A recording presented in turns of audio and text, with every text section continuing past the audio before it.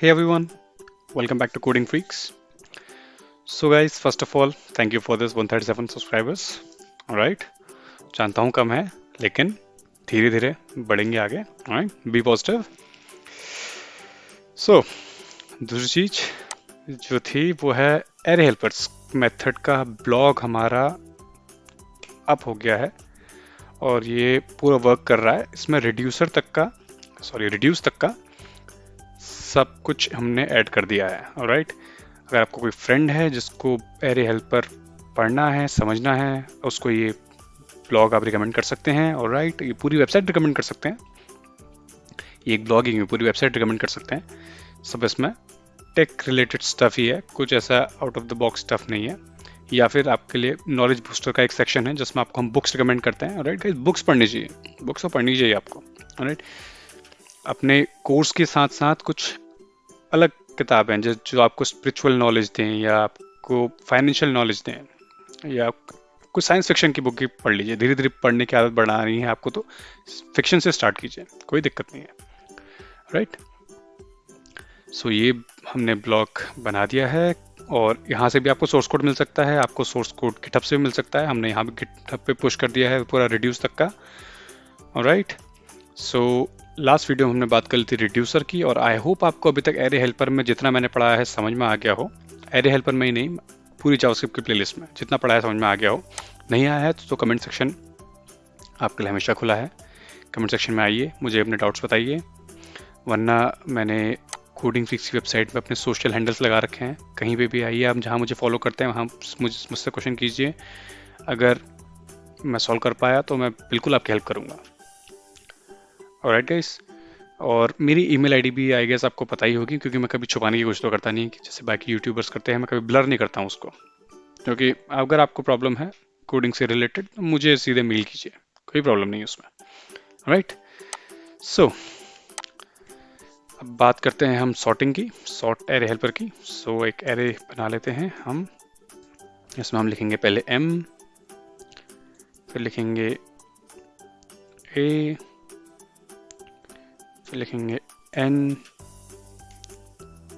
फिर लिखेंगे o.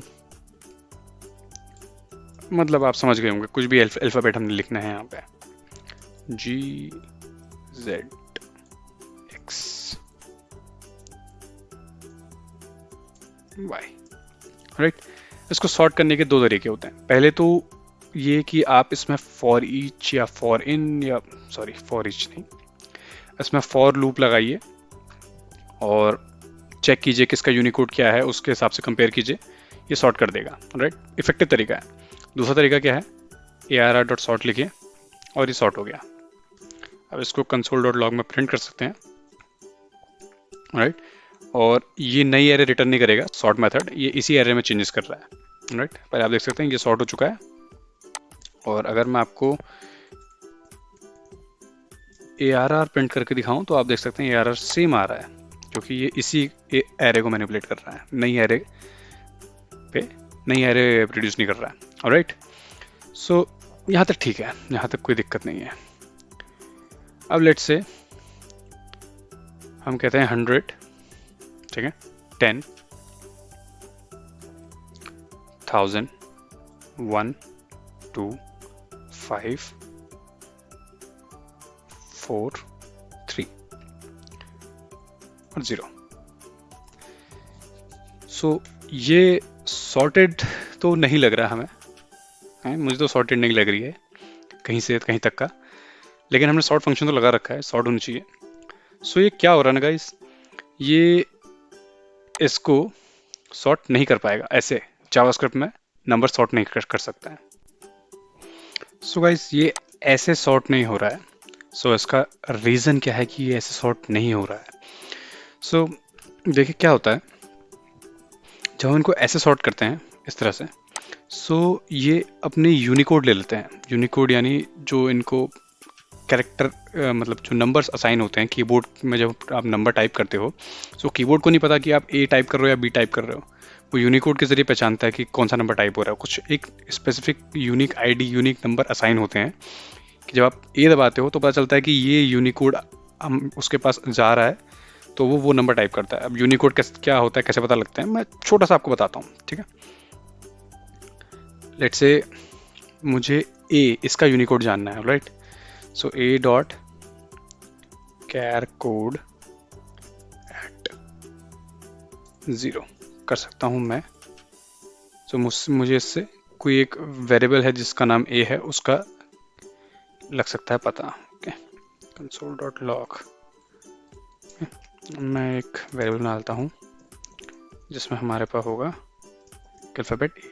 सो ए का 65 होता है। ऐसे आप देखिए सबका यूनिक होगा, किसी का सेम नहीं होगा। और ये है आपका कैपिटल ए का, स्मॉल ए का डिफरेंट होगा, राइट। कैपिटल ए का अगर आपका 65 है तो स्मॉल ए का आपका 97 होगा। सो कंप्यूटर ऐसे समझता है, राइट। सो ये जावास्क्रिप्ट का फंक्शन है, राइट। सो अभी हमने इसमें बात नहीं करनी, हमने ये बात करनी है कि ये इसके यूनिकोड ले रहा है, ये भी इसको स्ट्रिंग में कन्वर्ट कर दे रहा है। सो हम नहीं चाहते स्ट्रिंग में कन्वर्ट हो, हम चाहते हैं ये नंबर में कन्वर्ट हो। सो इसके लिए इस पर हवर कीजिए और ये देखिए यहाँ पे क्या लिखा है। इस पर लिखा है compare function use to determine the order of the elements, यानी हम इस पर एक एनोनिमस फंक्शन पास कर सकते हैं। It is expected to return a negative value. Negative value return करेगा कब, जब फर्स्ट आर्ग्यूमेंट छोटा होगा सेकेंड आर्ग्यूमेंट से, राइट। सो यहाँ पे तो नहीं, क्योंकि यहाँ पे हमारा कोड थोड़ा कम पड़ जाएगा, हम यहाँ पे चेंज करेंगे, राइट। सो मैं यहाँ से ये एरे कॉपी कर लेता हूँ, राइट। ये एरे कॉपी कर लेते हैं और यहाँ पे हम कहते हैं 2 एलिमेंट्स लेगा, ए और बी, ठीक है। ए और बी आई होप आपको दिख रहा हो, अगर आपको नहीं दिख रहा तो मैं जूम कर देता हूँ थोड़ा सा, राइट। ए और बी। अब हम कहेंगे कि अगर आपने पढ़ा होगा, मैंने बताया था, इसमें देखिए क्या लिखा है। It is expected to return a negative value if first argument is less than second argument, right. So if first argument is less than second argument, return -1, ठीक है। इफ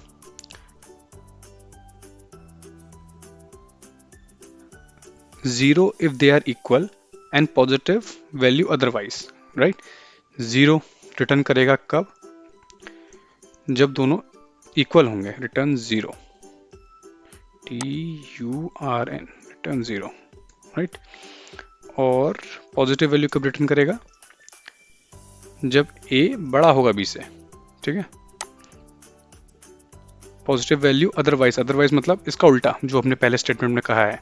जब नेगेटिव वैल्यू कब रिटर्न करेगा, जब first argument छोटा है second argument से। जब फर्स्ट आर्ग्यूमेंट बड़ा होगा तो पॉजिटिव वैल्यू रिटर्न करेगा, रिटर्न 1, ठीक है। अब इसको हम कंसोल में देखें तो ये सॉर्टेड हो चुकी है, 0 1 2 3 4 5 10 100 1000।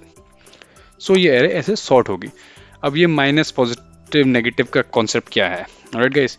सो ये नेगेटिव पॉजिटिव का कॉन्सेप्ट ऐसा है कि अगर आपकी वैल्यू नेगेटिव आती है, यानी आपका पहला आर्ग्यूमेंट छोटा है दूसरे आर्ग्यूमेंट से, ठीक है, राइट। जैसे इस केस में देखिए, इस केस में क्या हो रहा है, इस केस में ये आर्ग्यूमेंट जो है आपका पहला आर्ग्यूमेंट, ये बड़ा है इससे, ठीक है। जब ये बड़ा होगा और ये पॉजिटिव रिटर्न करेगा, ठीक है। सो आपका जो फर्स्ट आर्ग्यूमेंट है, या आपका जो सेकंड आर्ग्यूमेंट है, इसको किसी भी सेंस में समझ सकते हैं।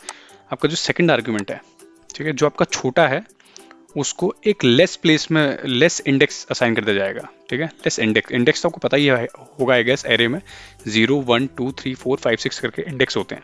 सो अभी इसका इंडेक्स 1 है, इसको एक कम इंडेक्स असाइन हो जाएगा, तो इसको 0 असाइन हो जाएगा और इसको 1 असाइन हो जाएगा, स्वैप हो जाएगा, ठीक है। ऐसी अगर B बड़ा है, ठीक है, B बड़ा है तो क्या होगा, वही होगा, स्वैप हो जाएगा, ठीक है। इस तरह से समझ लीजिए आपकी स्वैप हो जाएगा, बस छोटा इंडेक्स असाइन हो जाएगा, बड़ा इंडेक्स असाइन हो जाएगा, इसमें कंफ्यूज मत होइए। वही नेगेटिव आ रहा है तो भी स्वैप होगा, पॉजिटिव आ रहा है तो भी स्वैप होगा, इक्वल्स टू आ रहा है तो सेम रहेगा, कुछ नहीं होगा, राइट। सो ये नेगेटिव पॉजिटिव का कंफ्यूजन है आपका अभी, लेकिन आप जैसे जैसे प्रैक्टिस करेंगे वैसे वैसे आपको क्लियर होते जाएगा। दूसरी चीज़ कि हम इसमें इसके बजाय एक और चीज़ कर सकते थे, राइट। आप रख सकते हैं इसको कोड में, मैं कमेंट कर देता हूँ। इसके बजाय हम रिटर्न कर सकते हैं ए माइनस बी, ठीक है। ए माइनस बी अगर पॉजिटिव रिटर्न होता है, जीरो से बड़ा रिटर्न होता है, सो ये कंडीशन चल जाएगी। जीरो से कम रिटर्न होता है तो ये कंडीशन चल जाएगी। जीरो रिटर्न होता है तो ये कंडीशन चल जाएगी, राइट। सेम आउटपुट है, ठीक है। ये अनडिफाइंड क्यों आ रहा है? क्योंकि हम कुछ यहाँ रिटर्न नहीं कर रहे हैं, हम ऑब्जेक्ट कॉल करा रहे हैं और उसको कंसोल डॉट लॉग करा रहे हैं, राइट। सो अभी हम क्या करते हैं, अभी हम इसको, मैं कंसोल डॉट लॉग को यहाँ से काट के इसको रिटर्न करा देता हूँ, RETURN रिटर्न, ठीक। और बाकी ठीक ही है, हम ये एरे यूज़ कर रहे हैं, वो एरे यूज़ नहीं कर रहे हैं, क्योंकि हमें यहाँ पे सॉर्टिंग चेक करनी है, राइट। सो आप देख सकते हैं ये हमारा सॉर्टिंग कंप्लीट हो गया है, राइट। सो सॉर्टिंग हमारा कंप्लीट हो गया है, रिड्यूस हमारा कंप्लीट हो गया, filter, find, map, for each सब हमारे कंप्लीट हो गए हैं। और मैंने आपको डिफरेंस भी बता दिए कि इनमें डिफरेंस क्या है, ठीक है। सो आई होप आपको उसके डिफरेंस भी समझ में आए हो। मैं इसको भी कॉपी कर देता हूँ, टाइटल को, अधूरा काम क्यों छोड़ें, टाइटल को कॉपी करके यहाँ पे लिख देता हूँ sort helper, sorting helper, right. So guys ये थी आपकी वीडियो सॉर्टिंग की। आई नो कंफ्यूजिंग है, स्टार्टिंग में कंफ्यूजिंग लगेगी, लेकिन आप जैसे जैसे पढ़ेंगे समझेंगे, ये इस पे आप होमवर्क कीजिए, आपको समझ में आएगा कि यहाँ पे क्या लिखा है, उस हिसाब से आप समझ सकते हैं, राइट। ठीक है गाइस, इस वीडियो के लिए बस इतना ही, मिलेंगे नेक्स्ट वीडियो में, तब तक के लिए थैंक यू एंड जय हिंद।